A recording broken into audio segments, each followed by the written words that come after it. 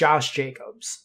Now look, I made a video in August or late July or whatever it was, where I called Josh Jacobs the worst fantasy football pick in the second round that you could possibly make, this and that, and then he blows up in week 1 for 35 DraftKings points. I go back to that video, bunch of people coming in, just leaving comments like, look at this clown, who's here to see what this dude had to say, LOL, you're trash at fantasy, all this stuff. A lot of people coming out of the woodwork to shit on me for my Josh Jacobs take after that week 1 blow up. All I want to say is that in weeks 2, 3, and 4, he has not combined for as many points as he scored in that week 1. Maybe I wasn't so wrong after all. I mean, if you want to use your second round pick for a guy who's going to get, 10 points every week, 13 points on a good week, go ahead. It couldn't be me. So I guess that's all I want to say. I mean, how do you feel about Josh Jacobs' outlook right now? I mean, he hasn't had good games his last 3 games. Mm-hmm. He has had tough matchups going up against stout run defenses in the Saints and the Bills, and he got game scripted out against the Patriots.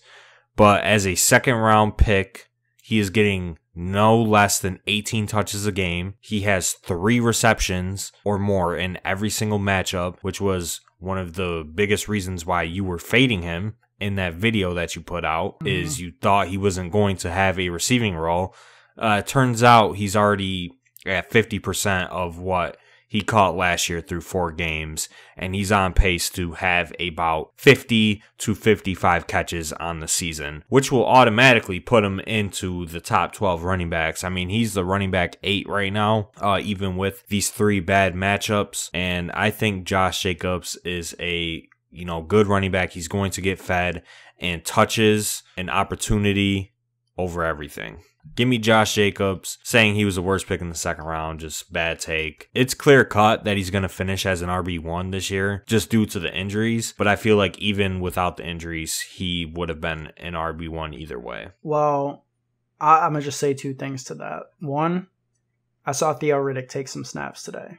Oh, here we go. I don't know what that means for the future. I'm just saying what I saw with my 2 eyes. And 2, the Raiders have scored like 77 points since Josh Jacobs had his last touchdown. I don't know what that means. I'll let the people interpret that. But let's maybe just pump the brakes on taking week 1 victory laps, I guess is all I want to say. Yeah.